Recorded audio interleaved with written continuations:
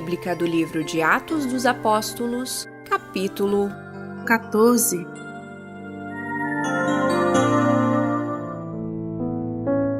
Em Icônio, Paulo e Barnabé, como de costume, foram à sinagoga judaica. Ali falaram de tal modo que veio a crer grande multidão de judeus e gentios.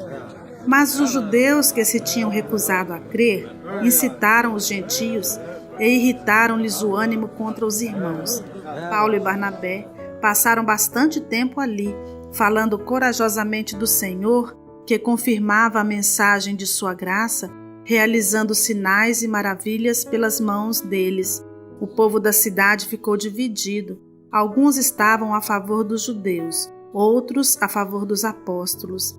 Formou-se uma conspiração de gentios e judeus com seus líderes para maltratá-los e apedrejá-los. Quando eles souberam disso, fugiram para as cidades licaônicas de Listra e Derbe e seus arredores, onde continuaram a pregar as boas novas. Em Listra havia um homem paralítico dos pés, aleijado desde o nascimento, que vivia ali sentado e nunca tinha andado. Ele ouvira Paulo falar. Quando Paulo olhou diretamente para ele e viu que o homem tinha fé para ser curado, disse em alta voz: "Levante-se, fique em pé." Com isso, o homem deu um salto e começou a andar. Ao ver que Paulo fizera, a multidão começou a gritar em língua licaônica: "Os deuses desceram até nós em forma humana." A Barnabé chamaram Zeus e a Paulo chamaram Hermes, porque era ele quem trazia a palavra. O sacerdote de Zeus, cujo templo ficava diante da cidade, trouxe bois e coroas de flores à porta da cidade, porque ele e a multidão queriam oferecer-lhes sacrifícios. Ouvindo isso, os apóstolos Barnabé e Paulo rasgaram as roupas e correram para o meio da multidão, gritando: "Homens, por que vocês estão fazendo isso? Nós também somos humanos como vocês. Estamos trazendo boas novas para vocês, dizendo-lhes que se afastem dessas coisas vãs e se voltem para o Deus vivo, que fez o céu, a terra, o mar e tudo o que neles há. No passado, ele permitiu que todas as nações seguissem os seus próprios caminhos. Contudo, não ficou sem testemunho.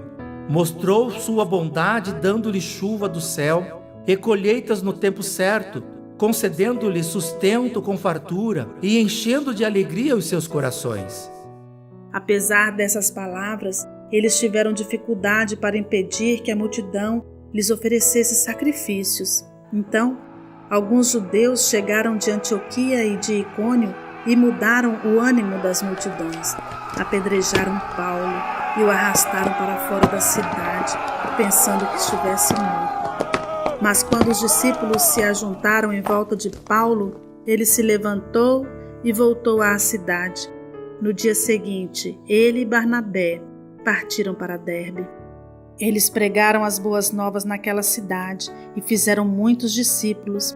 Então, voltaram para Listra, Icônio e Antioquia, fortalecendo os discípulos e encorajando-os a permanecer na fé, dizendo: "É necessário que passemos por muitas tribulações para entrarmos no reino de Deus." Paulo e Barnabé designaram-lhes presbíteros em cada igreja. Tendo orado e jejuado, eles os encomendaram ao Senhor, em quem haviam confiado. Passando pela Psídia, chegaram a Panfilha e, tendo pregado a palavra em Perge, desceram para Atália.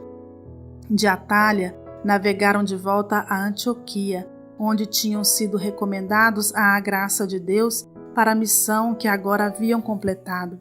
Chegando ali, reuniram a igreja e relataram tudo o que Deus tinha feito por meio deles e como abrira a porta da fé aos gentios, e ficaram ali muito tempo com os discípulos.